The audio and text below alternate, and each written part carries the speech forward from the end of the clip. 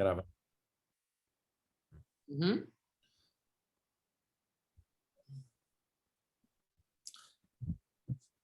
Boa noite a todos. Vamos iniciar hoje, no dia 25 de novembro, atividade de educação permanente para a categoria médica da CAP 31, tratando da temática de cuidados paliativos na atenção primária, né, focado em controle de sintomas. Eu gostaria de apresentar a Natália Nunes, médica oncologista, que trabalha hoje no Gafreguinle e também na Rede Américas, sendo coordenadora e tendo uma função didática de coordenadora da residência, tendo passagens aí importantes no INCA, tendo sua graduação sido realizada no GAFRE e sua especialização em clínica médica na UFRJ. Bem, a escolha do tema baseou-se numa um aprendizado significativo a partir de dúvidas vindas da rede, né, de diversos colegas médicos da área programática 3.1, com dúvidas no manejo e no controle de sintomas de pacientes que já deveriam estar em cuidados paliativos há muito tempo, né, e acabam tendo um desfecho muito desfavorável, agonizante, com uma péssima qualidade de vida. Então, é esse cenário que a gente pretende mudar a partir de uma série de capacitações aí, colaboração de colegas como a Natália. Nath, me ouve bem? Se sim, eu estou à sua disposição para passagem de slide. Deixa eu só dar uma atenção aqui em relação a se tem alguém pedindo para entrar, né? E aí eu volto na participação especial aí do gatinho. Pois é, tá desesperado. Tá tudo Dá bem. atenção. Pode começar, Nath. Beto, sua tela não está compartilhada com a gente.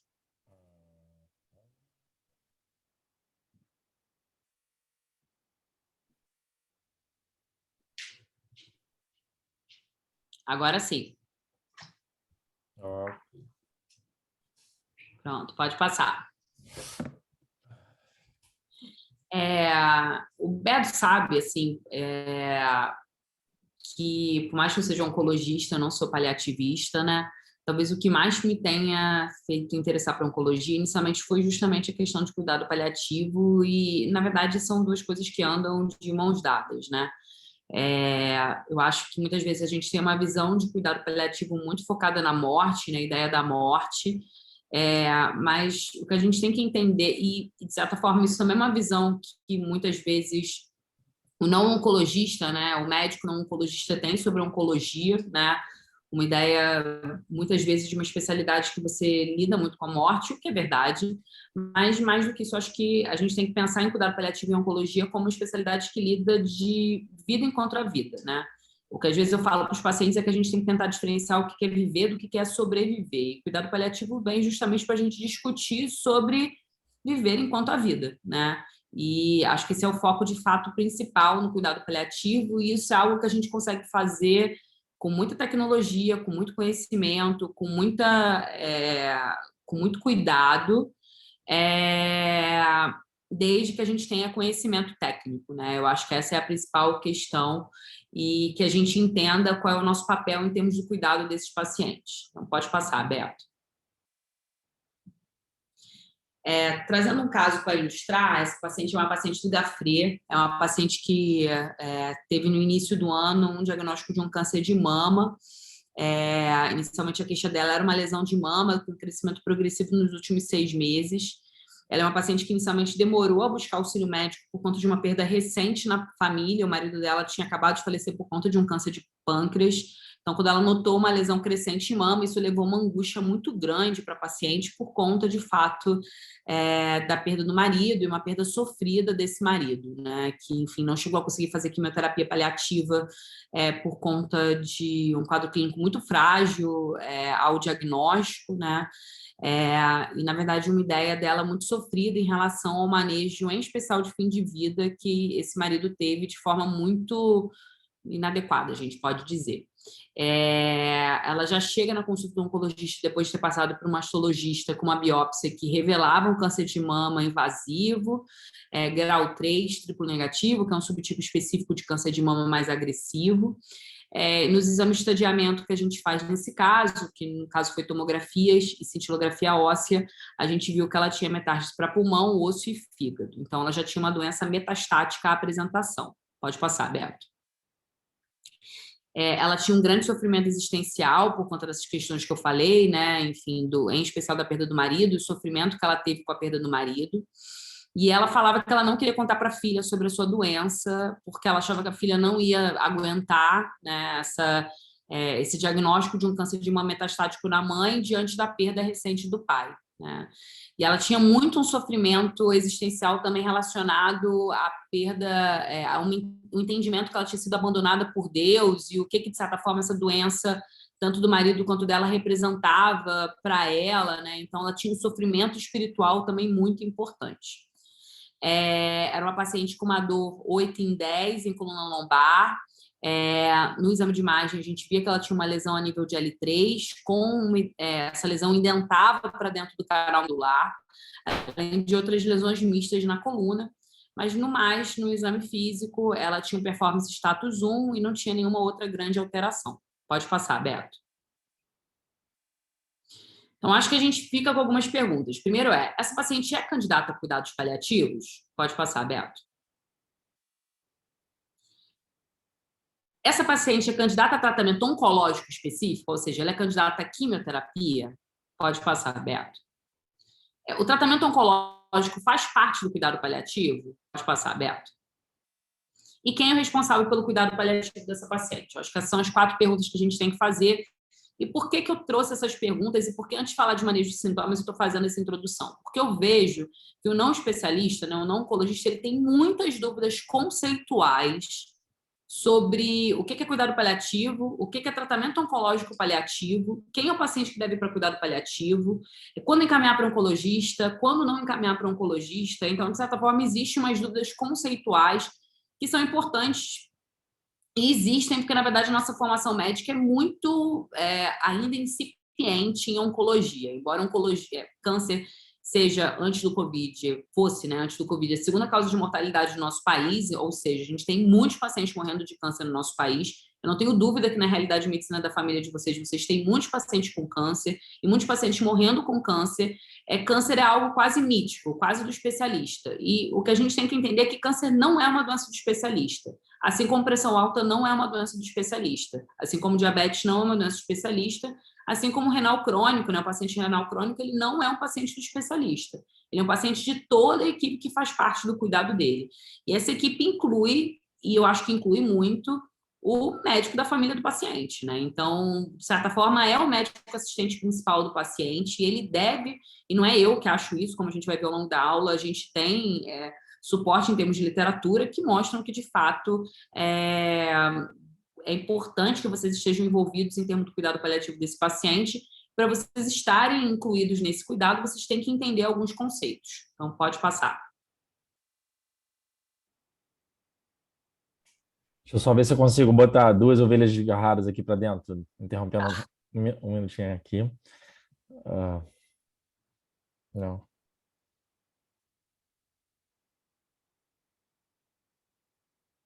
Ficaram de fora. Então, passa aí.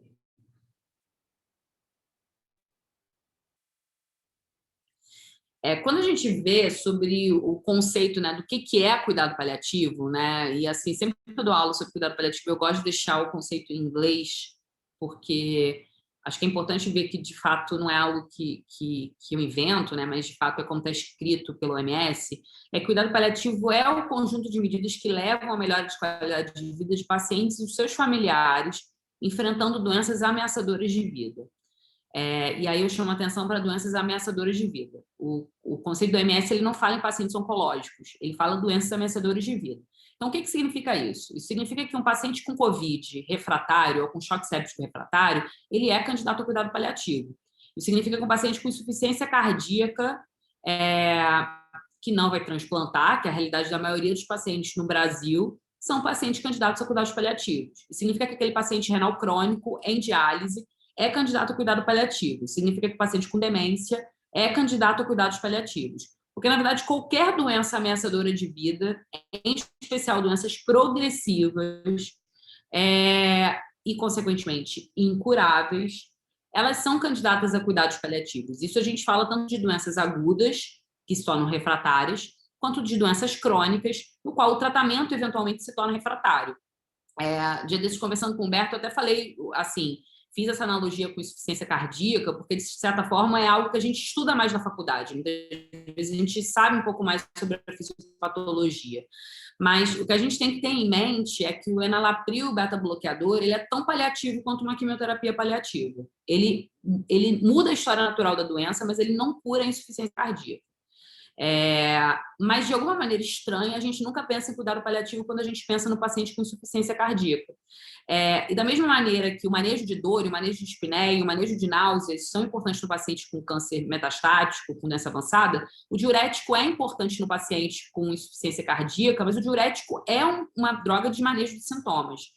Né, e que a gente, de certa forma, aprende, entende a lidar, de certa forma, com o manejo dessa doença, e é um manejo de uma doença paliativa, né, tendo em vista ser uma doença ameaçadora de vida e progressiva, e a gente entende qual é o momento, muitas vezes, de suspender o beta-bloqueador e o IECA, porque esse paciente começa a ficar hipotenso, começa a ter, de certa forma, uma disfunção orgânica mais importante, mas, curiosamente, a gente não discute cuidado paliativo com esse paciente, né? De certa forma, muitas das discussões que a gente tem com uma família de um paciente com câncer metastático, a gente não tem com a família de um paciente com insuficiência cardíaca, né? E é importante a gente entender que essas duas doenças são, de certa forma, elas entram perfeitamente na definição de cuidados paliativos da OMS.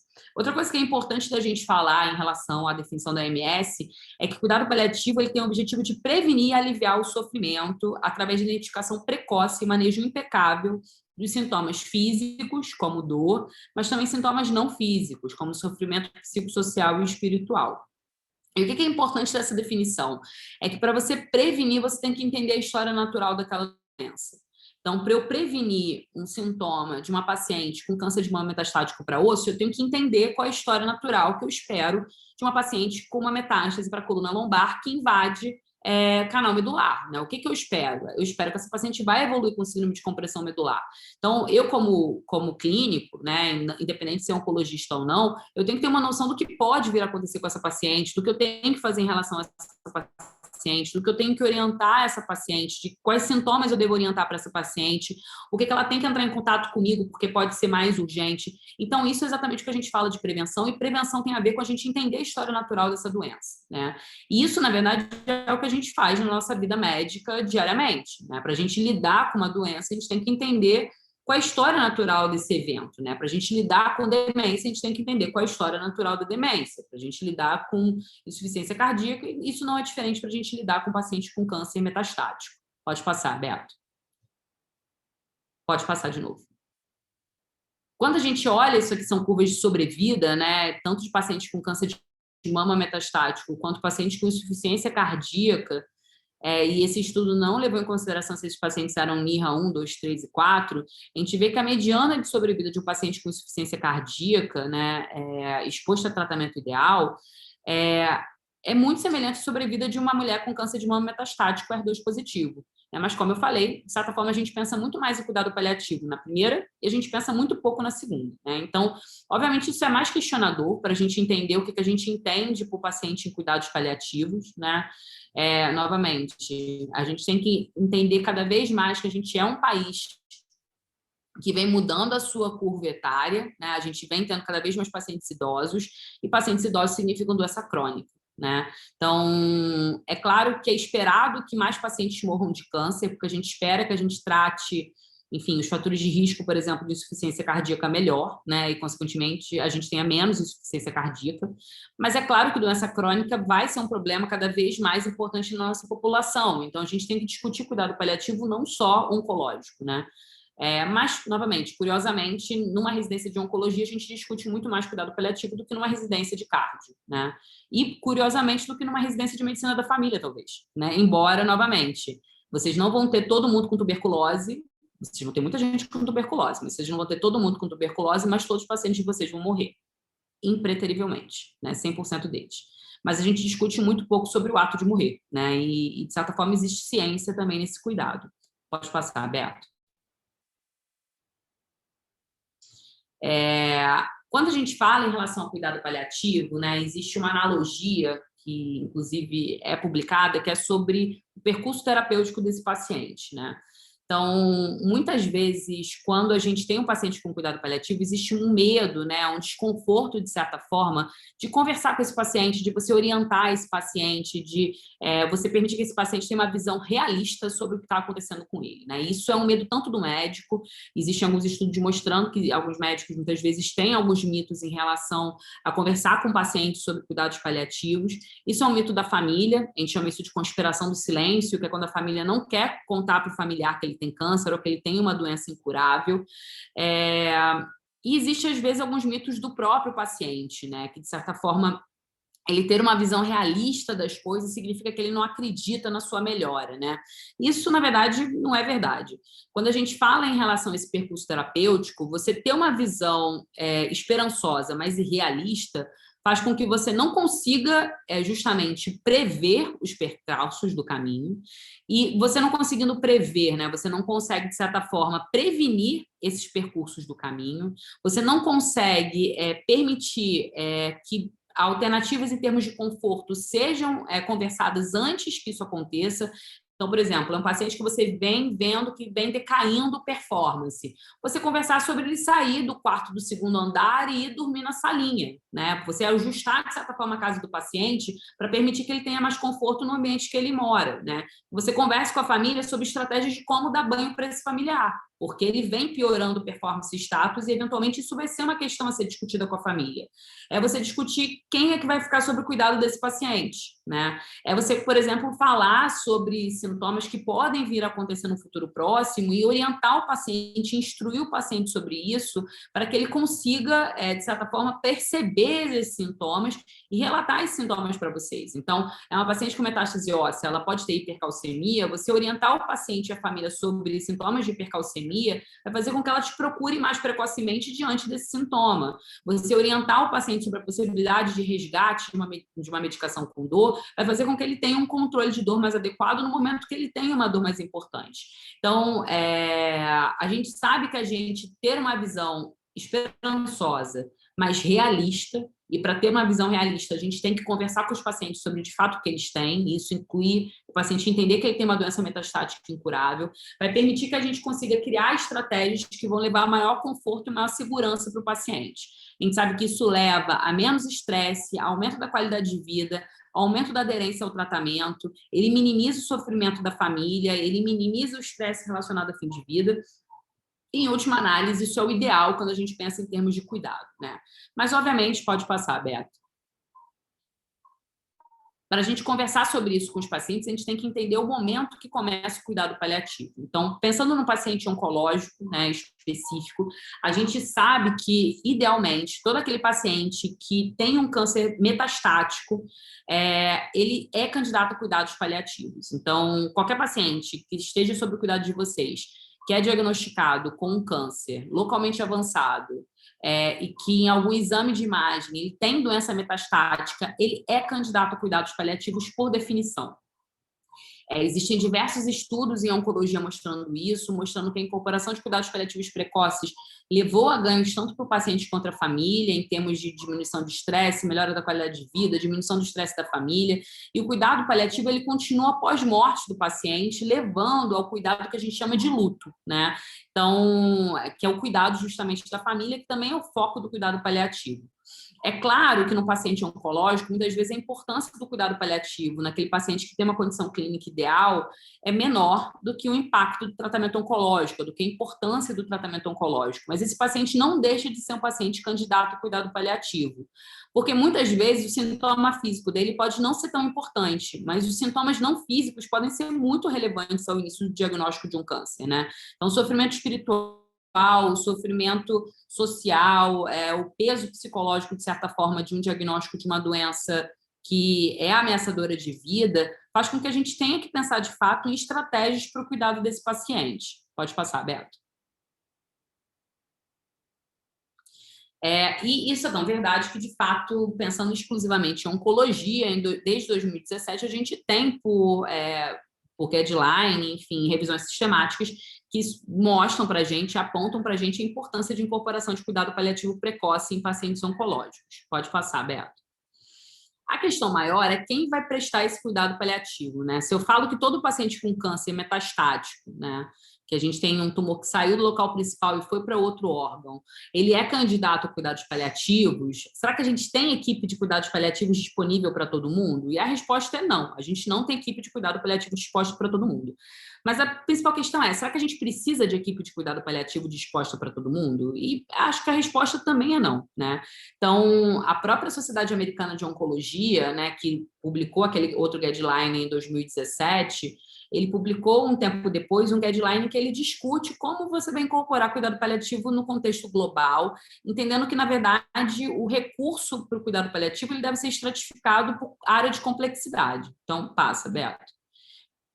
E o que ele coloca é que o cuidado paliativo ele também é responsabilidade da medicina primária, né? Então, o que ele coloca é que todo profissional de saúde ele deve ser treinado para princípios básicos de cuidado paliativo, e isso leva à identificação daquele paciente que necessita de cuidado paliativo, do manejo desse paciente e da sua família, habilidade de comunicação, habilidade de avaliação e manejo de dor e outros sintomas, avaliação de cuidado de suporte, prescrição e dispensação de medicamentos ao nível adequado da sua responsabilidade.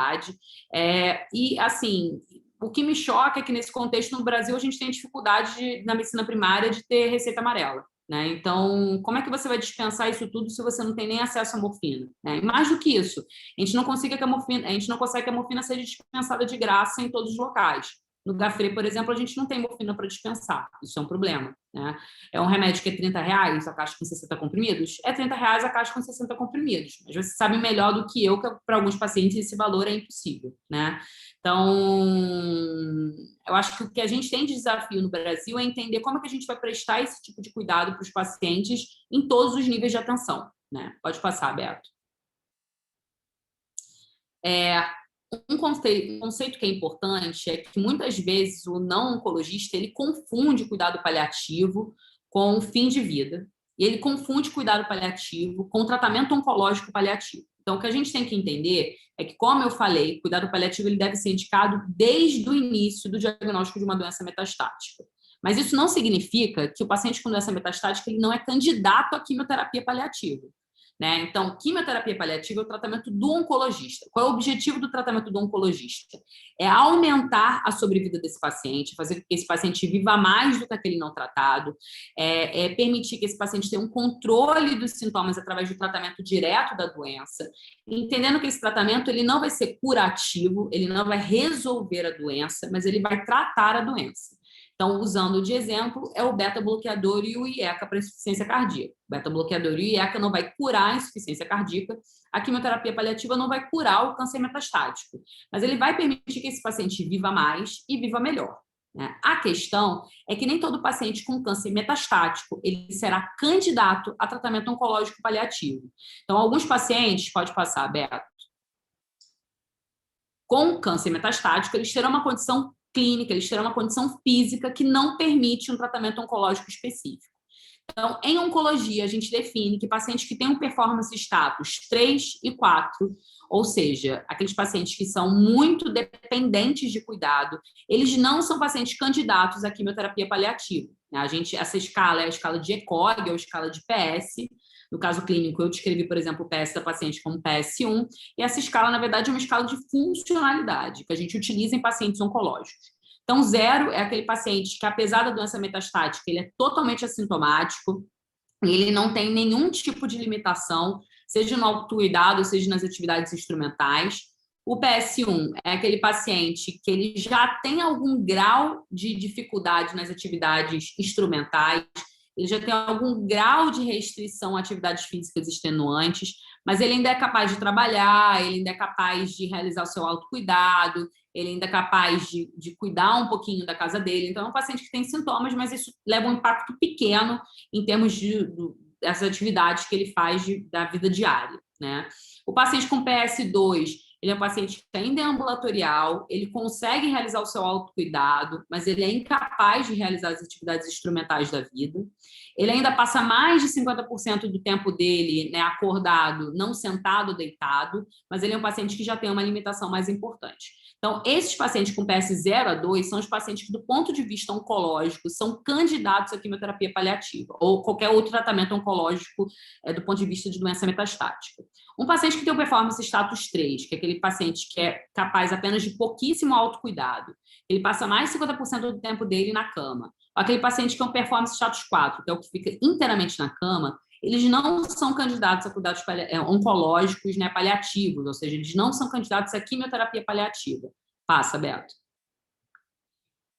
Isso porque os estudos mostram para a gente que esses pacientes eles não têm benefício com a quimioterapia. E por que eles não têm benefício com a quimioterapia? Porque eles têm uma sobrevida curta, né? Qualquer tratamento oncológico, você demora a ter resultado. Então, geralmente, esse resultado surge por 1, 2 meses, 3 meses de quimioterapia. Então, num paciente frágil, ele, infelizmente, não irá viver para ver o benefício da quimioterapia. Ou seja, ele não irá viver para ver a redução dos sintomas relacionados ao tratamento da doença de base. Ele não irá viver para ver, de fato, o ganho de sobrevida relacionado a um controle da doença. Então, o que isso significa?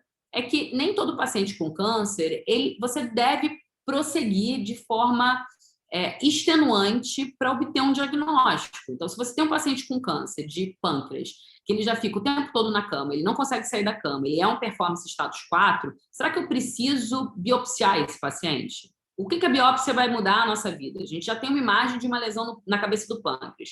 A gente tem uma imagem de diversos implantes no fígado e no pulmão. A gente proceder com biópsia vai mudar o que na nossa conduta? Esse paciente não vai ser tratado do ponto de vista oncológico, né? Ele já tem uma doença metastática. Então, será que a gente colocar, de certa forma, essa angústia na cabeça da família de obter um diagnóstico histopatológico? Será que a gente colocar essa angústia no paciente de ter um diagnóstico oncológico? E mais do que isso, a gente pensando numa condição de recursos limitados, será que você proceder biópsia para esse paciente é o mais adequado? Se isso não vai mudar o que a gente vai oferecer para esse paciente? Isso é uma discussão que a gente tem no nosso dia a dia, por exemplo, quando você está num hospital público, né, no Gafre, e isso é uma discussão que a gente tem no nosso dia quando a gente responde um parecer no Samaritano, né? Então, de fato, se você deve em alguns pacientes, inclusive investigar, porque isso não vai mudar a nossa conduta, né? E isso não tem a ver exatamente com o local que você atende, mas isso tem a ver com, de fato, o paciente que você atende, né? Então, por definição, pacientes com performance status mais frágeis, né, eles não são candidatos à quimioterapia paliativa. Pode passar, Beto. Nath, Uhum. acho que agora, Daniel, esse slide, de certa forma, fez um gancho para mim com o seu paciente, né? Acho que, em vez de deixar para o final, talvez se você trouxesse agora o caso, dá uma forma de interagir aí com a Natália, ela não falar sozinha por toda a apresentação. Acho que se encaixa melhor agora a gente tentar classificar o seu paciente, né? Numa escala de performance, de ECOG, né? Se ele é PS1, PS2, 3, 4, né? E é um paciente, vou deixar você falar, mas pelo que eu me recordo, é um paciente que com suspeição de ser agástrico, né? Com ascite, com metástase, se eu não estou confundindo os 4 que trouxeram essas dúvidas para mim. E se a gente vai correr atrás de biópsia, de histopatológico, né? O que você acha? Talvez você possa compartilhar agora. Não, beleza. Boa noite, tudo bem? Primeiro eu queria agradecer, né, pelo convite, Humberto, e pela Natália, pelas explicações. Eu sou médico recém-formado pela FRJ, estou trabalhando agora lá no centro de saúde, e me deparei essa semana com um caso dramático, assim, um paciente de 50 anos, o Marcos Antônio. Ele não tinha nenhum acompanhamento na clínica, teve uma consulta, foi no início do mês, com uma queixa de dispepsia, que nunca tinha tomado nenhum inibidor de bomba de próton. A gente começou e ele voltou um mês depois, nessa segunda agora, absolutamente emagrecido, com um abdômen ascítico. Ele teve no Hospital Getúlio Vargas, tomografou, aparentemente é um câncer gástrico, mesmo com metástase para fígado e carcinomatose peritoneal.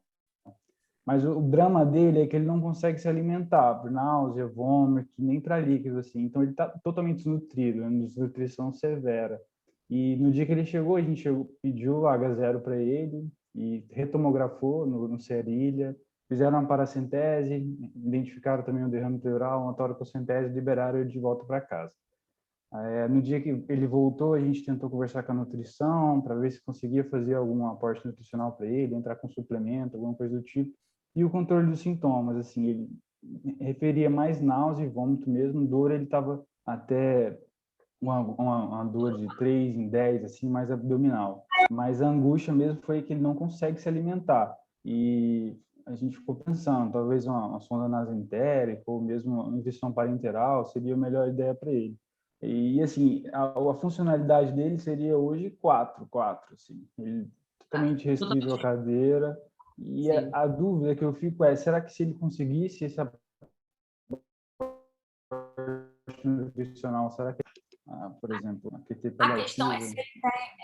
A questão é se ele tem uma caquexia refratária ou não. É possível que ele tenha uma caquexia refratária. Então, caquexia refratária é quando, independente do que você vai fazer de nutrição para esse paciente não vai conseguir ser nutrido mais, entendeu? E às vezes o que você vê é que esse paciente tem uma perda de peso que é desproporcional ao tempo sem comida, né? Às vezes esse paciente está, sei lá, sem se alimentar 2 semanas, mas perdeu 20 quilos. Né? Isso muitas vezes é desproporcional à questão da diminuição da alimentação dele. Entendeu? Isso acontece porque o câncer é uma doença catabólica. Então, na verdade, a perda de massa proteica e tecido gorduroso muitas vezes é relacionado mais ao catabolismo gerado da doença do que, de fato, à restrição, entendeu? E no paciente com doença metastática avançada, que, enfim, há 1 mês atrás tinha um performance bom, porque ele procurou a clínica da família de forma espontânea, e hoje ele já tem uma doença super avançada, claramente metastático, né, e extremamente grave, né? Eu acho que tem, de fato, um componente mecânico na dificuldade dele se alimentar, né, e na perda de peso, mas eu acho também que tem um componente, de fato, relacionado a uma caquexia que talvez esteja evoluindo com uma caquexia refratária. Ele tem fome? Sim, ele sente fome, bastante fome. Ele sente fome, tá. O que, assim, nutrição parenteral a gente não faria para esse paciente. Nutrição parenteral tem indicações muito restritas, né? A gente sabe que pacientes sem cuidado paliativo, isso habitualmente não é uma indicação formal, ideal. Isso não significa que as pessoas não façam. Mas, novamente, as pessoas às vezes fazem coisas que não têm nenhum sentido, né? Então,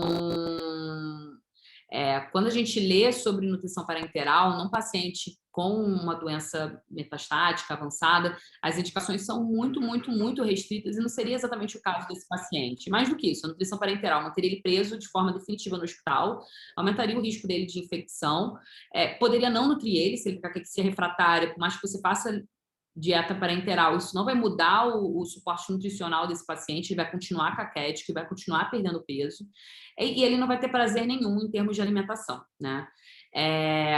O que talvez valesse a pena, assim, fazer para esse paciente seria avaliar. Você tem noção qual é a altura? Ele tem obstrução pilórica ou de junção esofágico-gástrica? Você sabe dizer isso? Então, ele nunca fez uma endoscopia. A gente está tentando regular agora. Mas na tomografia, ele tem alguma coisa que sugira? Você consegue ver se o tumor é mais de junção ou mais embaixo? Eu posso ler aqui o laudo da tomografia. Tá. Mas eu acredito que não. Deixa eu pegar aqui. Olha, ele tem um espessamento tumoral circunferencial da câmara gástrica, espessamento nodular do peritônio parietal, pequeno derrame pleural e o fígado com densidade heterogênea, com múltiplos nódulos. Mas não fala nenhum de obstrução mecânica, não. Ele tem limite, provavelmente, porque eles descrevem, pelo menos aí, como um espessamento que eu entendo como difuso. Então, ele não tem exatamente uma obstrução, mas ele não consegue se alimentar, talvez por conta da CIT, talvez por conta da lesão no estômago, né? Assim, se ele hoje é um PS4, nutrir provavelmente não ia mudar a história natural dele, entendeu? Assim, muito provavelmente ele tem uma caquexia refratária. O que eu acho que, de fato, a gente vai oferecer de melhor para esse paciente é cuidado paliativo, e isso envolve o controle de náusea. Então, o controle de náusea você pode tratar como, né? Às vezes, esses pacientes, a carcinomatose, esse paciente pode obstruir, eventualmente ele evolui com uma obstrução maligna, e a linite, ela pode acabar funcionando com uma obstrução alta, de certa forma, porque você não consegue mais distender o estômago e o alimento fica parado ali naquela região. Então, o que eu acho que vale a pena você fazer em termos de medicamento, inicialmente é procinético. O procinético costuma ajudar bastante. Ele está eliminando gases, provavelmente, né? Ele não está obstruído. Sim. Não está obstruído. A gente começou ondazetrona para ele, A ondansetrona, ondansetrona talvez não seja o ideal, porque a ondansetrona, o que ela faz é diminuir a peristalse. O que esse paciente precisa é mais peristalse. Entendi. Né? Então, eu deixo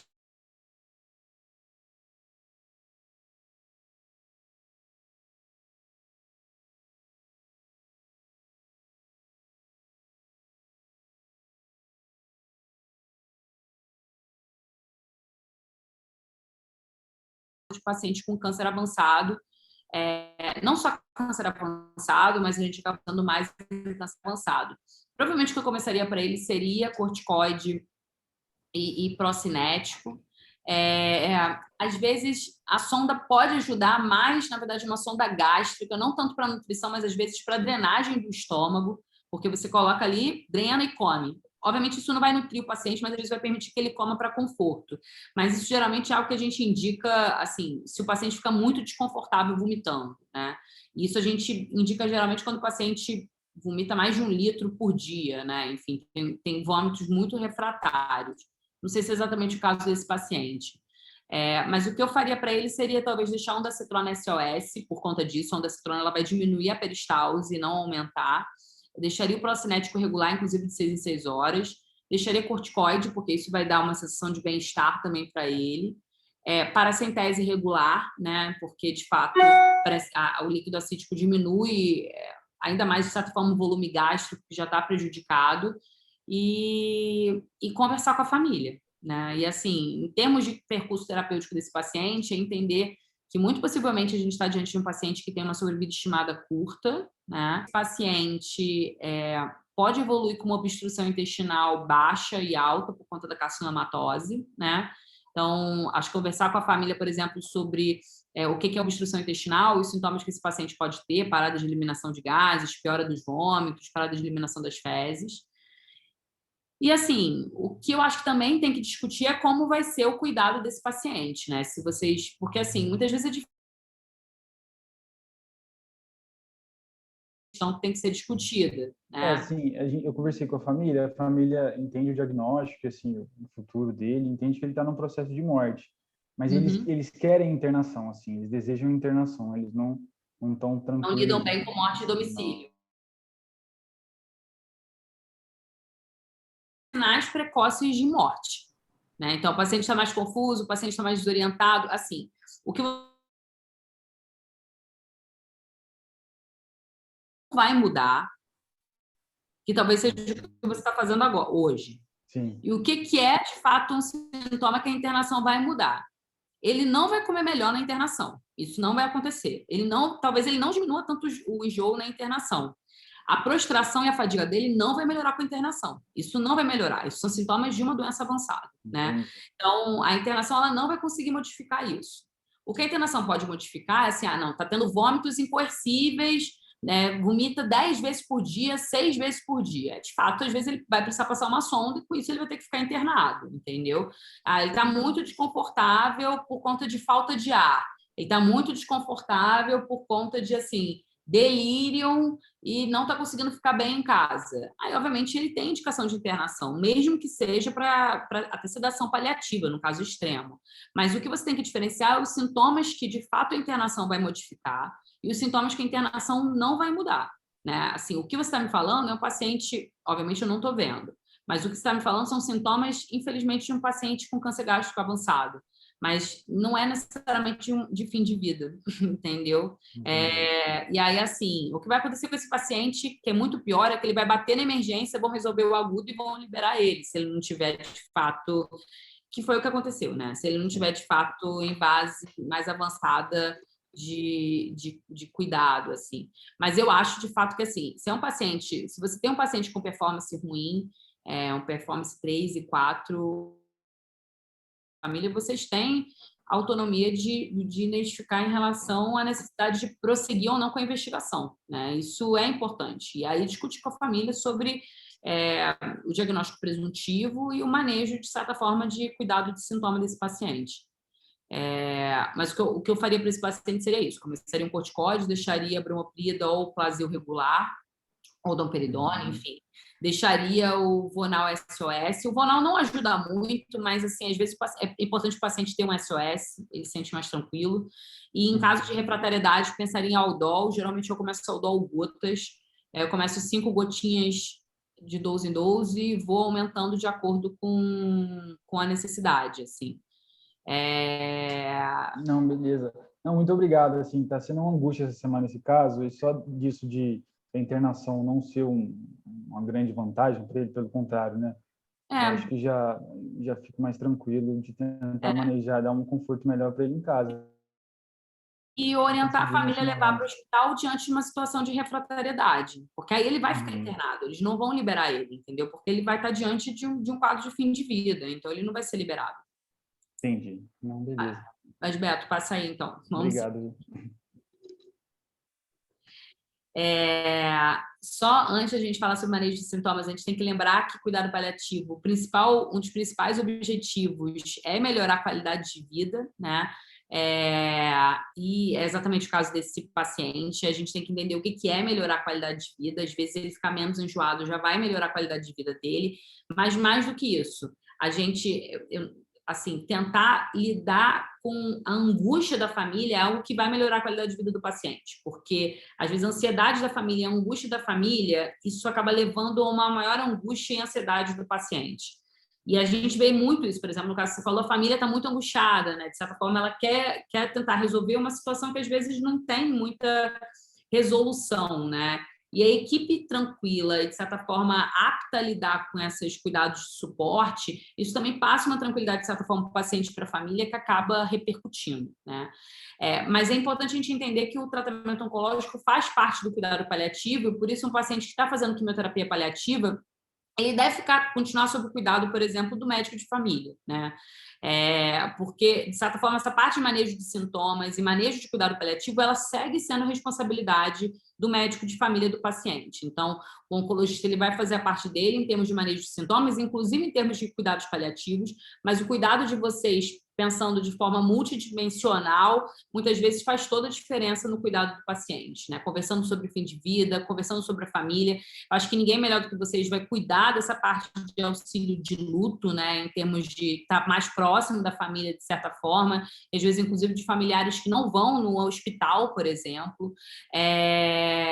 Enfim, discutir, inclusive, sobre diretivas antecipadas de vontade, né? Que, enfim, é que o paciente possa tomar em relação a como ele deseja que seja o final de vida dele. Isso é coisas, por exemplo, deseja morrer em casa ou deseja morrer no hospital. Isso faz parte da diretiva antecipada de vontade. Então, vocês conversarem sobre isso com os pacientes faz muita diferença, como a gente falou, num percurso terapêutico que faça mais sentido. Passa, Beto. O que a gente pensa no nosso paciente é justamente que a gente tem uma interseção em relação aos dois cuidados, o trabalho do oncologista com cuidado paliativo. A gente sabe que alguns pacientes eles vão precisar mais de cuidados oncológicos, alguns pacientes vão precisar exclusivamente de cuidados paliativos, mas muitas vezes a gente vai ter um paciente ali na interseção, e esse paciente da interseção é que deve ser visto por todo mundo ao mesmo tempo. Passa, Beto. Então, só reforçando, né, a gente pode ter, de fato, uma prática individual, que tudo está centrado em um único médico, isso não é o ideal, e a gente tem dados que mostram isso. A gente pode ter um médico oncologista que ele vai, de certa forma, terceirizar todos os outros cuidados, então ele vai cuidar só do tratamento oncológico. E a gente vai ter o mundo ideal, que é o oncologista trabalhando, de certa forma, com a equipe que faz a parte de suporte para esse paciente, que como, enfim, eu quero, de certa forma, aprovar nessa aula por mais A mais B, isso também é responsabilidade de vocês, né? Então, eu acho que, de certa forma, assim como o oncologista ele tem que ser um especialista em cuidados sintomáticos, eu acho que vocês também têm que ser especialistas em cuidados sintomáticos. Passa, Beto. Então, enfim, é isso. Acho que o que a gente precisa de vocês é de uma equipe de cuidado paliativo e medicina primária, que é importante, no caso do oncologista, para ampliar a visão de cuidados e necessidades, pensar no co-manejo de sintomas físicos e não físicos, auxiliar na educação do paciente e da família, auxiliar no luto do paciente e da família, né? E luto do paciente, porque o paciente tem um luto antecipado em relação ao cuidado dele, e auxiliar na parte de tomada de decisão de cuidado, né? Então, assim, Por exemplo, na minha experiência, todas as vezes que eu tentei falar por exemplo, uma paciente que morava numa região de difícil acesso, que tinha dificuldade de chegar ao hospital, às vezes é difícil que o médico da família tenha um entendimento sobre o papel dele, por exemplo, em relação ao cuidado de fim de vida, né? Ou os cuidados desse paciente. De certa forma, parece que quando o paciente está com o oncologista, ele deixa de ser paciente da atenção primária, e isso não deve ser verdade, né? E a gente vê muitas vezes que o paciente acaba ficando muito mais ligado ao local onde ele trata o câncer dele, a gente vê isso muito no INCA. E, de certa forma, às vezes o que vocês conseguem fazer para os pacientes, nenhum hospital quaternário vai conseguir fazer, que é estar próximo, literalmente, entendeu? Então, enfim, novamente, eu sou muito dessa teoria que a medicina primária é importante em termos de cuidado paliativo, e eu acho que, eventualmente, isso vai rolar, né, Beto? Mas pode passar. Sim, eu acho que essa é uma das mensagens, né, que para mim ficou muito claro nas nossas últimas discussões, assim, né? Parece uma visão progressista, de vanguarda, mas já deveria ter sido incorporado aí pela medicina de família e comunidade, né? No Brasil, no SUS, enfim. Por exemplo, a gente está vendo esse slide, a referência é 2010, isso já tem 11 anos. Entendeu? Então, assim, não é vanguarda, entendeu? Assim, Estamos ele falou que... atrasados. Assim, entendeu? Quando que você entrou na faculdade, Daniel? Entrei em 2015. Então, já era velho quando você entrou na faculdade. Em 2010 a gente saiu, a gente ainda estava na faculdade em 2010, Beto. Então, assim, bizarro. Eu me sinto ventilando e levando uma novidade, assim. Assim, tô revolucionário, não tá, não. Na verdade, a gente que está atrasado. Passa aí. Então, voltando em relação à parte agora, finalmente, de manejo de sintomas, né? Essa paciente, ela tem algumas dicas de sintomas dela, físicos e não físicos, quando a gente conta a história dela, né? Então, ela demorou a buscar auxílio médico, teve a questão do marido com câncer, ela tem, de fato, um diagnóstico de um câncer metastático, né? A gente vê que ela tem doença metastática para pulmão, fígado e osso. Então, por definição, ela tem uma doença incurável, né? Quando a gente tem metástase, a gente já tem uma doença incurável. Pode passar, Beto. Em termos de sintoma, ela tem essa questão de um sofrimento existencial importante, né? Isso deve ser endereçado, inclusive, pela equipe médica. Da mesma maneira, os sintomas espirituais devem ser endereçados pela equipe médica. Existem também estudos que mostram que os sintomas espirituais também são conversados com o médico. Eu digo isso não tendo nenhuma religião. Então, assim, eu não tenho nenhuma religião e eu converso sobre religião com os meus pacientes. Isso é importante. Mas, obviamente, a gente está nessa aula muito para falar sobre manejo de sintomas físicos, né? Então, essa paciente tem uma dor 8 em 10 e ela tinha um performance status 1, que mostrava que, apesar da dor, ela ainda conseguia realizar atividades instrumentais e atividades de autocuidado. Então, do ponto de vista oncológico, ela é uma paciente que, de fato, vai ter benefício em termos de tratamento oncológico paliativo. Mas, novamente, a quimioterapia não vai tratar o sofrimento espiritual dela, o sofrimento dessa questão, dessa angústia e sofrimento existencial, e a quimioterapia vai demorar a tratar a dor, né? Então, o que eu quero dizer é que, independente de ela fazer quimioterapia ou não, a gente tem que tratar os sintomas dessa paciente de forma urgente. Então, passa, Beto. Pode passar. Então, eu acho que a primeira coisa que a gente tem que ver é que pacientes em cuidados paliativos, a gente tem, obviamente, diversos guidelines, mas o que eu quero dizer é que a gente tem que entender que a avaliação sempre deve ser individualizada. Então, vai ter um guideline para manejo de dor, um guideline para manejo de náusea, a gente vai ter um guideline para manejo de dispneia, mas, em última análise, a avaliação sempre vai ser individualizada. A gente vai ter que pegar o que a gente tem de evidência científica e individualizar para o paciente que está na nossa frente. Então, por exemplo, uma imagem, né, uma tomografia para um paciente que tem dor, uma tomografia para um paciente que tem dispneia, ela deve ser feita se for clinicamente relevante. Então, por exemplo, um paciente que está em final de vida, muito próximo do final de vida, muito provavelmente a imagem ela não vai mudar a nossa conduta, né? Então, por exemplo, repetir uma nova tomografia desse paciente seu, será que vai mudar a nossa conduta? A gente já sabe o que ele tem, entendeu? Então, isso provavelmente não vai mudar a nossa conduta em termos de estratégia de tratamento. Se ele parar de eliminar gases e fezes, sim, ele está obstruído e ele tem carcinomatose. Essa obstrução não vai ser abordada cirurgicamente. A gente não vai conseguir fazer uma colostomia e desobstruir esse paciente. Geralmente, carcinomatose, você tem obstrução em múltiplos focos, né? Então, será que uma imagem vai mudar a nossa conduta ou a gente, de fato, tem que focar em termos de cuidado clínico, né? O que a gente tem que lembrar também é que não é porque o paciente tem câncer que câncer é a causa de tudo que dá na vida do paciente. Então, aqui eu estou falando, por exemplo, de dispneia, que é um sintoma que é comum, mas a gente tem que lembrar que esse paciente, o sintoma dele tem que fazer parte da história natural da doença dele, então tem que fazer sentido. Então, por exemplo, é o paciente com um glioblastoma, se ele tem, que é um tumor cerebral. É um tumor cerebral que não dá metástase, né? Ele cresce localmente, se desenvolve localmente. Então, se esse paciente do nada tem uma dor lombar, você não espera que seja uma síndrome de compressão medular. Então, assim, não faz sentido você pedir um exame de neuroeixo, assim, no desespero, pensando em síndrome de compressão medular. É muito mais provável que esse paciente tenha uma dor mecânica, né? Porque, enfim, está mais acamado, está mais restrito, está usando corticoide por conta de edema cerebral e, enfim, tem uma miosite por conta do corticoide. Então, eu estou falando isso porque, assim, quando eu trabalhava no ICA4, Clínica de Cuidado Paliativo, teve uma clínica que fez exatamente isso. O paciente com um glioblastoma estava com uma dor lombar, ela fez uma ressonância de neuroeixo, de, assim, coluna cervical, torácica, lombar e sacral, pensando em síndrome de compressão medular. Isso não faz sentido quando a gente pensa em história natural da doença, está alocando, de certa forma, um recurso limitado para um paciente que não faz sentido. Então, a gente tem, foi o que eu falei, a gente tem que entender sobre a história natural da doença do paciente para a gente entender o que a gente vai fazer. Isso é super importante para a gente não fazer nada desnecessário, né? Muitas vezes o maior desafio, aqui eu tô, quando a gente pensa numa equipe hospitalar, é conversar e entender o nível de suporte de diretivas antecipadas do paciente. Isso é um desafio porque geralmente a gente não se comunica bem com os pacientes, né? Então, muitas vezes esse paciente com câncer metastático, câncer avançado, eles não têm uma conversa prévia sobre, por exemplo, se ele vai ou não ser entubado, se ele vai ou não para CTI em caso de piora, se ele vai ou não receber diálise se for necessário.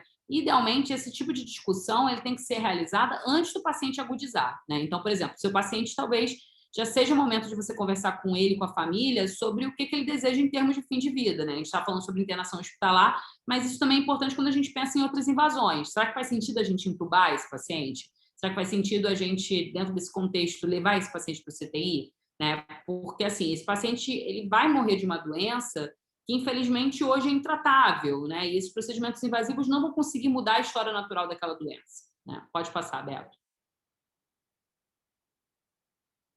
Quando a gente fala de manejo de sintoma, preferencialmente a gente deve sempre pontuar esse sintoma. Existem algumas escalas em termos de avaliação de sintoma, como a escala de Edmonds, que é a mais utilizada, que a gente pontua os sintomas mais comuns na prática clínica em 0 a 10. A ideia da gente pontuar não só é para a gente entender a gravidade e a importância daquele sintoma no paciente, mas também é para a gente avaliar o benefício com a terapêutica empregada. Então, se você tem um paciente com dor que pontua 8 na primeira consulta, na segunda consulta ele pontua 7, provavelmente o que você fez não teve nenhum impacto em termos de fato de melhora de sintoma clínico, né? Mas se você tinha uma dor que era 10 e essa dor foi para 4, de fato o que você fez funcionou bastante bem, né? Então, o grau de ajuste vai ser muito menor. A outra questão que é importante a gente lembrar é que os sintomas são subjetivos, né?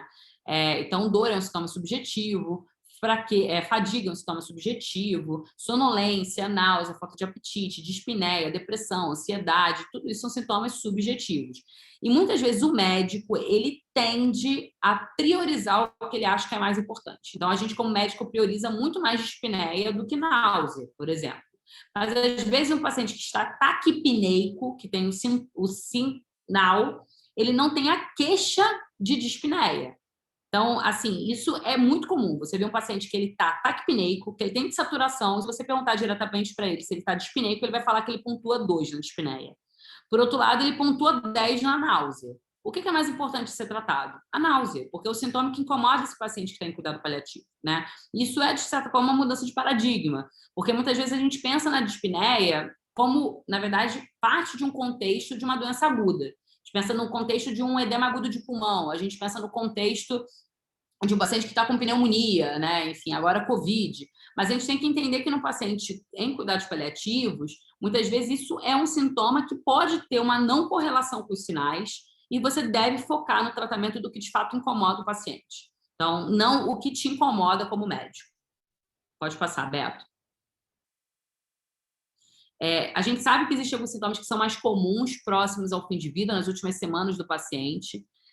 Dor é um sintoma muito importante, que ocorre de fato em até 40%, 50% dos pacientes oncológicos, mas a gente tem sintomas que são muito, muito prevalentes, como fadiga, e que tem um manejo extremamente difícil, né? A fadiga inicial, grau 1, né, aquela fadiga leve ou moderada, a gente geralmente orienta a atividade física, mas a fadiga mais importante, que muito provavelmente é o que o seu paciente tem, que ele não consegue simplesmente sair da cama, é muito difícil o manejo, né? Porque a gente não tem, de fato, nem estudos clínicos, nem drogas criadas, destinadas para o tratamento desse sintoma. Geralmente a fadiga é um sintoma que é multifatorial, muito provavelmente por conta desse estado catabólico, produção de diversas citocinas. Então, esse paciente ele tem um estado inflamatório persistente que leva muitas vezes a essa questão da fadiga, mas isso de fato é um sintoma que é muito prevalente, como a gente vê, chega a mais de 90% dos pacientes oncológicos, e é algo que a gente ainda não tem uma resposta muito boa em termos de tratamento, né, em termos de manejo, né. Nessa aula eu não vou falar sobre todos os sintomas, né? Está saindo pela Sociedade Brasileira de Oncologia um manejo de sintomas em pacientes oncológicos. Eu escrevi o capítulo de náusea, por acaso. Quando sair, eu te mando, Beto, porque vai ser algo bem, bem legal e pontual, de certa forma, mais para consultar. Mas eu vou falar nessa aula principalmente sobre dor e dispneia. Pode passar, Beto. A primeira coisa que eu acho que é importante falar para o médico não especialista, que muitas vezes não prescreve tanto opioide, é que a gente não tem que ter opioidofobia no Brasil, né? Se abuso de opioide é algo comum nos Estados Unidos e Canadá, os Estados Unidos prescreve mais de 3.000% do opioide que ele deveria prescrever. No Brasil, a gente tem uma situação de falta de acesso de opioide. Então, a gente prescreve apenas 4% do opioide que a gente deveria prescrever. O que isso significa? Que a nossa população tem dor mal tratada, dor não tratada. Então, de fato, como eu falei, a questão de não fornecer medicamento de dor na clínica da família, por exemplo, ou na maior parte dos hospitais, é um problema que leva a uma dificuldade de acesso, né? Na clínica da família, você não tem nem receita amarela, né, Beto? Muitas vezes. Então, assim, isso leva a uma dificuldade de acesso extremamente importante, isso faz com que nossos pacientes tenham dor. A questão da opioidofobia é muito engraçada, porque isso geralmente é algo muito relacionado ao paciente com câncer. Ninguém tem medo na sala de emergência de fazer 5 miligramas de morfina por edema agudo de pulmão, sem checar a creatinina, sem saber o que esse paciente tem de comorbidades, mas todo mundo tem medo de prescrever 1 miligrama de morfina para o paciente com câncer e dor. Não tem sentido. Paciente com câncer e dor, você está muito mais na mão. Você tem como saber a função renal desse paciente, a função orgânica desse paciente, pensar na melhor opioide, pensando em via de excreção. E assim, por que o paciente com edema agudo de pulmão não intoxica o paciente com dor, né, que tem dor, tem receptor para dor ativo, tem vários receptores MI de dor em diversas células, ele vai intoxicar tão mais fácil? Isso não acontece, né? Na verdade, a intoxicação por morfina é algo raro, que acontece mais no início da prescrição do remédio e acontece se você prescreve de forma descontrolada. Então, entender que existe o risco de intoxicação é importante, inclusive porque a gente tem um antídoto 100% eficaz, que é a naloxone. Eu não sei se vocês já tiveram experiência usando a naloxone, mas é uma coisa mágica, né? Então, o paciente está com a pupila miótica, antes de você terminar a infusão, a pupila já abre, o paciente acorda. Então, assim, mesmo na raridade de intoxicação, e eu mesmo que prescrevo muito opioide, usei naloxone só 3 vezes na minha vida, e assim, eu prescrevo muito opioide todos os dias, em grande quantidade. Mas, de fato, se você consegue manejar de maneira adequada, você não intoxica o paciente. Mas, para você manejar de maneira adequada, vocês têm que prescrever a droga, né? É importante a gente entender que a maior parte dos pacientes com dor oncológica, eles têm dor mista, então, uma dor tanto nociceptiva quanto neuropática. É importante a gente entender quais opioides agem em cada tipo de dor. A maior parte dos pacientes com dor oncológica tem dor contínua e, por isso, a prescrição ela não deve ser intermitente. A gente tem que prescrever remédio continuamente, então a gente orienta remédio pelo relógio e não quando o paciente tem dor. Isso diminui a quantidade de receptores de dor e, consequentemente, leva a um melhor controle de dor. Isso a gente sabe desde a década de 60 e ainda tem pessoa que, para dor crônica oncológica, prescreve remédio SOS. Então, assim, é mais antigo ainda do que as outras evidências de incorporação de cuidado paliativo precoce. E é importante a gente saber manejar os efeitos colaterais de fato dos opioides. Pode passar, Beto. A gente tem que lembrar que quem vê cara não vê dor, né? Então, face de dor funciona para dor aguda, mas não funciona para dor crônica. A gente já falou sobre a questão da importância de pontuar. Eu, particularmente, também nunca tive problema dos pacientes pontuarem a dor, mesmo paciente com nível de instrução baixo, analfabeto. Se você explica bem direitinho, ele consegue pontuar. Às vezes ele não vai entender de primeira, mas se você explicar algumas vezes, ele vai entender. E é importante você pedir para o paciente treinar em casa, para a família dele ficar perguntando quanto é que está sua dor, para ele entendendo o que ele entende como uma dor 10, o que ele entende como uma dor 1. Né? Isso é importante porque, novamente, ninguém vai sentir a dor do paciente, apenas ele. Né? É importante a gente não comparar a dor. Às vezes a gente vai ter 2 pacientes com a mesma lesão, mas que vão ter dor de maneira totalmente diferente, porque a dor é sempre individual. Pode passar, Beto. Uma coisa importante é que a gente não fala mais de escada da dor da MS. Isso, assim, para dor oncológica não existe. Você não tem que passar pelo degrau 1 para chegar no 2, você não tem que chegar no degrau 2 para chegar no 3. O que a gente fala é nível de dor. Então, se você tem uma dor 10, 9, 8, 7, essa dor não vai melhorar com dipirona, né? Por outro lado, obviamente, se você tem uma dor 1, 2 e 3, você não vai precisar de morfina, né? Então, o que você tem que entender é a dor que o paciente tem. Né? Então, num paciente que tem uma dor de 7 ou mais, a ideia é que a gente use opioides fortes. E o opioide forte que vocês têm mais acesso é a morfina a partir de 10 miligramas de morfina oral de 4 em 4 horas. A morfina sempre é de 4 em 4 horas. Não existe morfina de 6 em 6 horas. Não existe morfina de 8 em 8 horas. Não existe morfina de 12 em 12 horas. A meia-vida da morfina é 4 horas. Então, se você prescreve morfina de 12 em 12, das duas, uma. Ou esse paciente não precisa de remédio nenhum de dor, porque ele passou a maior parte do dia dele sem morfina circulando e não teve dor. Ou então, na verdade, você está deixando esse paciente com muita dor, ou então você está prescrevendo morfina de liberação controlada. Existem morfinas de liberação rápida, existem morfinas de liberação controlada.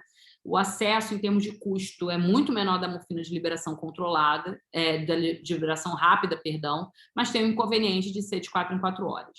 Eu, particularmente, na minha rotina, uso muito metadona, eu acho uma droga maravilhosa, uma droga barata, bastante, enfim, acessível em termos de custo, mas é de fato uma droga que o manejo é um pouco mais complicado, por conta de questão de meia-vida da droga, mas, enfim, acho que o que vocês vão ter muitas vezes mais acesso é de fato a morfina. No paciente com dor leve a moderada, o que a gente deve fazer são opioides fracos, né? E o opioide fraco é morfina numa dose menor do que 10 miligramas de 4 em 4 horas. A morfina segue sendo a opção ideal nesses pacientes com dor moderada, porque ela é mais barata. O tramadol gera muito, é uma opção, mas a gente tem que lembrar que é uma droga que gera muito inconveniente. Na minha prática privada, eu uso bastante a buprenorfina, que é um adesivo transdérmico. O preço acaba sendo muito parecido com o do tramadol, porque o tramadol vende só 10 comprimidos na caixinha. Da buprenorfina, às vezes o paciente se assusta com o preço, mas ela dura mais tempo, então acaba que no final o custo. E, obviamente, na dor fraca, a gente pensa em analgésicos comuns.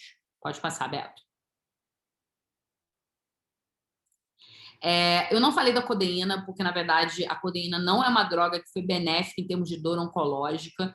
Eu sempre falo isso, a codeína é uma prodroga da morfina, então a codeína ela deve passar pelo mecanismo de primeira passagem do fígado e ela é convertida em morfina numa dose menor.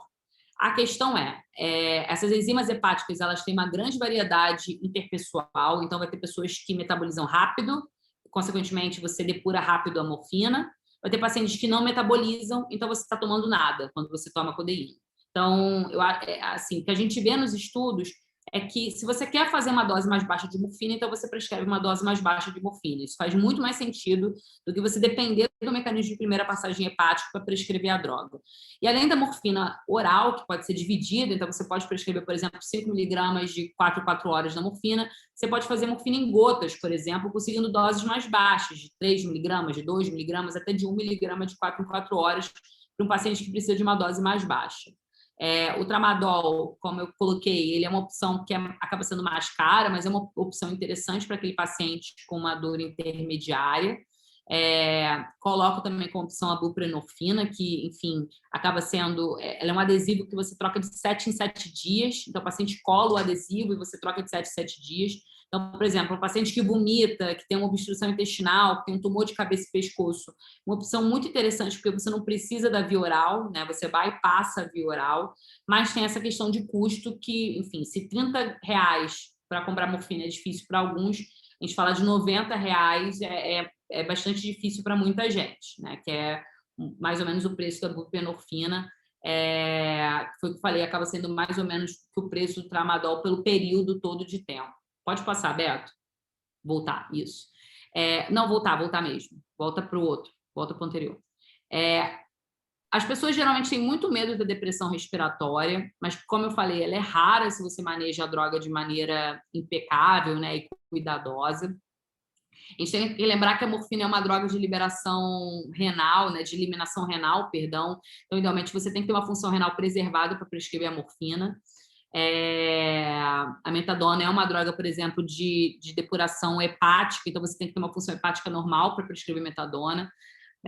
Mas se a gente leva em consideração a farmacologia, se a gente leva em consideração o manejo gradual da dose, é muito raro que você tenha insuficiência respiratória, mas se você tiver, você tem disponível naloxone.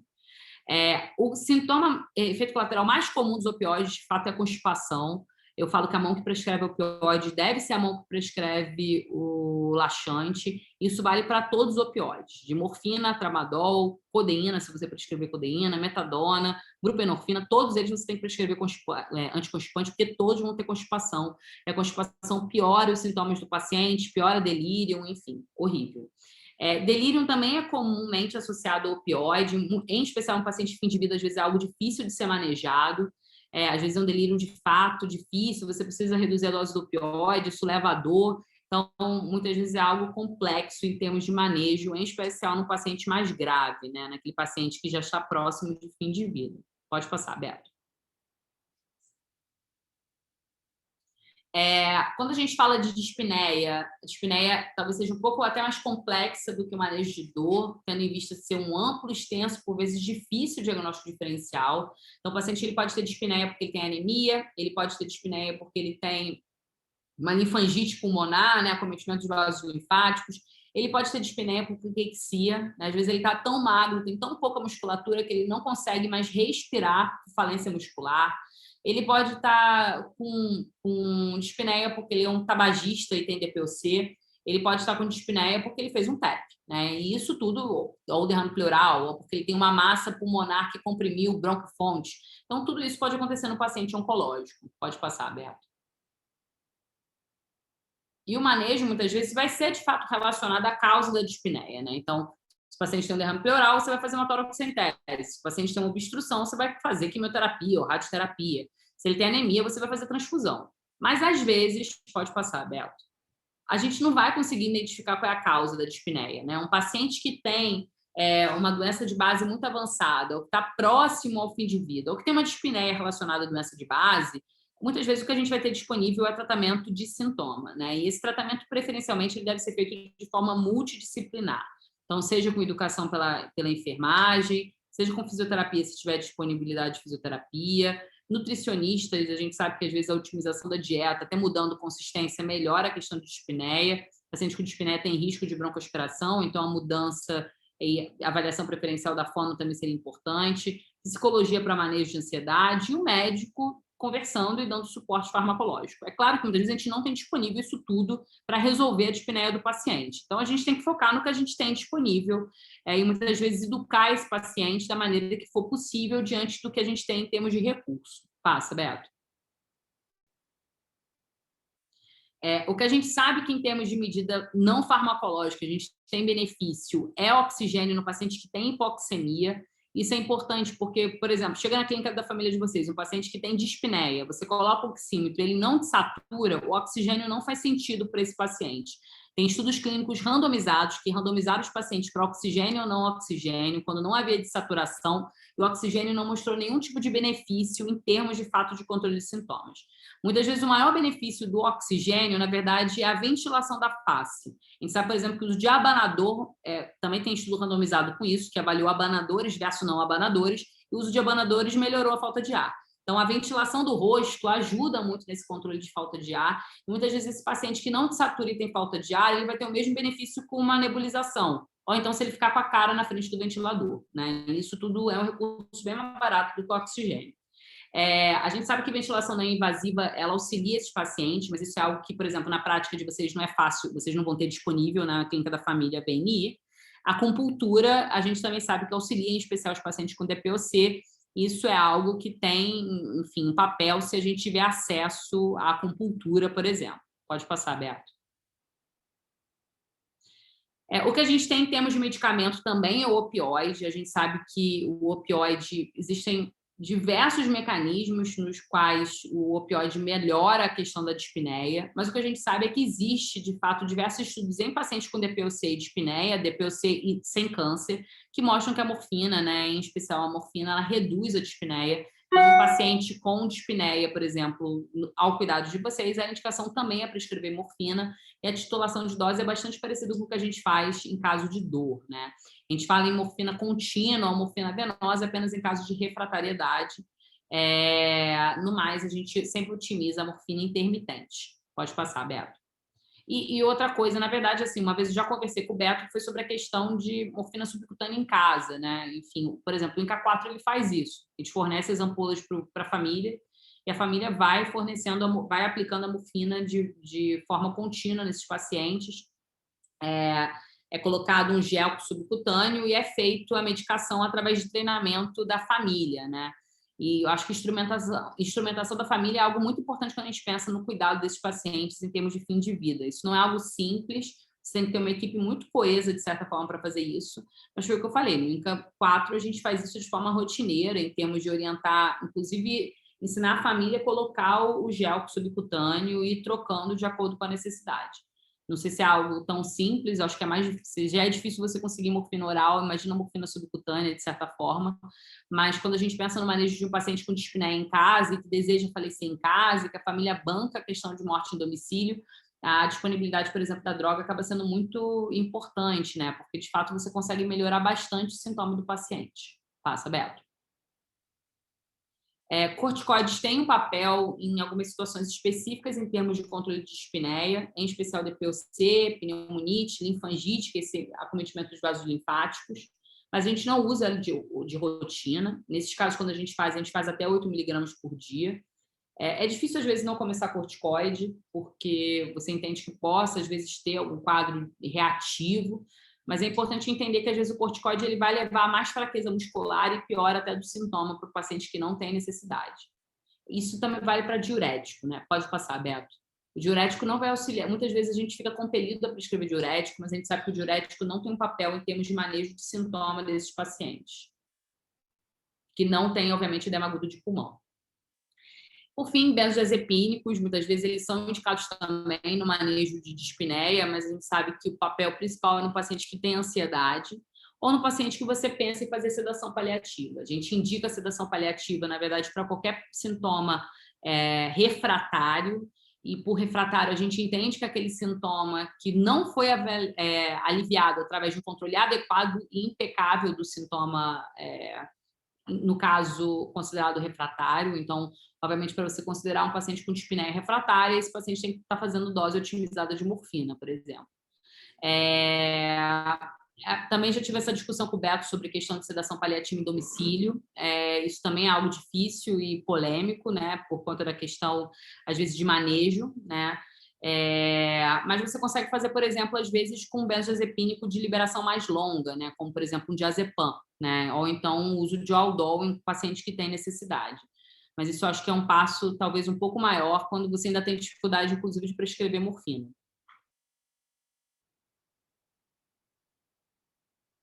Então, só lembrando em relação a essa questão que eu estava falando de manejo de sintoma, né? Algumas coisas que a gente tem que lembrar, como questão, por exemplo, de uso de abanadores, né? Que de fato funciona. A gente fala sempre sobre o manejo não farmacológico e acaba que os opioides, por exemplo, eles entram num contexto de fato de dispneia mais severa, mais importante, que de fato o paciente tem refratariedade aos sintomas. Pode passar, Beto.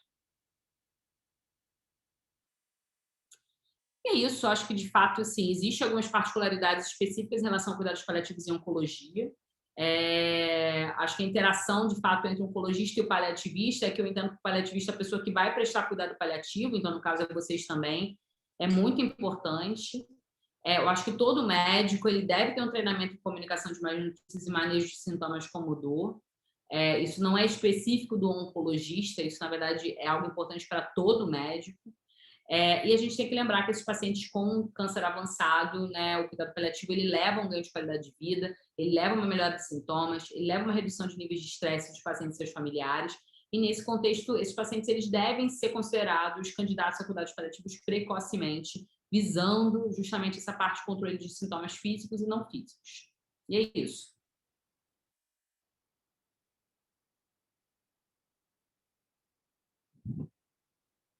Tá mudo, Beto? Boa noite, eu queria agradecer a Natália. Realmente eu tenho o luxo aí de ter o contato dela. Ela é uma pessoa super acessível. Eu sempre acreditei na morte no domicílio, em sendo um consenso entre o cuidador e a família, né, e o paciente.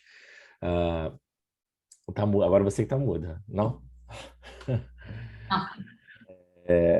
Foi algo que é uma crença que eu sempre levei na minha prática, então a Natália me ajudou a conduzir diversos casos dessa maneira, de câncer de pulmão, de câncer de mama. Eu posso me recordar facilmente aqui, inclusive de uma relação harmoniosa e ter ajudado a morrer, que eu acredito que seja um papel do médico de família e comunidade. E a gente está tentando levar essa mensagem para a rede, né? Queria agradecer também ao Daniel e também pelo compartilhamento do seu caso, que é a angústia da semana aí. Certamente vai poder conduzir de uma maneira um pouco mais segura e trazer algumas respostas para essa família, né? Que também está bastante angustiada. Eu vou falar uma coisa da minha experiência, assim, eu nunca tive uma família que não aceitou suporte não invasivo e não aceitou medidas de conforto quando você explica de maneira adequada, né? Sim. Morte em domicílio não é para todo mundo, e aí muitas famílias não vão bancar e eu, de fato, não acho que é para todo mundo, mas eu acho que a gente tem que ter condição de garantir para aquelas famílias que bancam, porque é melhor para o paciente, né? Desde que o paciente esteja confortável, né? Obviamente, isso é sempre o mais importante. Mas morte em domicílio não vai ser para todo mundo, mas suporte não invasivo vai. Então, assim, você não morrer sozinho no CTI entubado desnecessariamente é algo que, assim, é muito triste quando a gente pensa que esse procedimento é fútil, isso não está trazendo nenhum benefício para o paciente, né? Está aumentando a sobrevida dele em poucas horas com muito desconforto e solidão, né? Então... E foi o que eu falei, eu acho que também é parte do trabalho de vocês conversar sobre diretiva antecipada de vontade. Eu acho que, assim, senão vocês que estão na linha de frente, é muito difícil que o cara lá do CTI ou até às vezes um oncologista vá conversar, né? Vocês têm um acesso, de certa forma, diferenciado tanto à família quanto ao paciente. Então, eu acho que, assim, eu sei que talvez seja mais uma atribuição, mas eu acho que é uma atribuição que é muito importante, né? Porque foi o que eu falei, nem todo mundo vai ter tuberculose multiresistente, mas todo mundo vai morrer, né? Infelizmente, assim, ou felizmente, isso é uma realidade, né? Então, a gente tem que estar pronto para lidar com isso. Eu me lembro agora rapidamente para exemplificar essa minha experiência com todo esse suporte da Natália, né? De uma senhora com câncer de pulmão, de outra equipe, que estava também nesse imbróglio de fluxos para onde levá-la, interná-la, onde conseguir vaga, até que a gente resolve fazer o máximo por ela na atenção primária, né? E inicia morfina, inicia corticoide, melhorando sintomas como dispneia e dor, né? E até que ela discute-se sobre oxigenoterapia em casa, né? Suporte de O2, chega a um consenso que realmente não haveria benefício, até que num fim de semana a filha me liga um pouco relativamente nervosa, porque a mãe tinha acabado de falecer na frente dela com uma hemoptise maciça, né?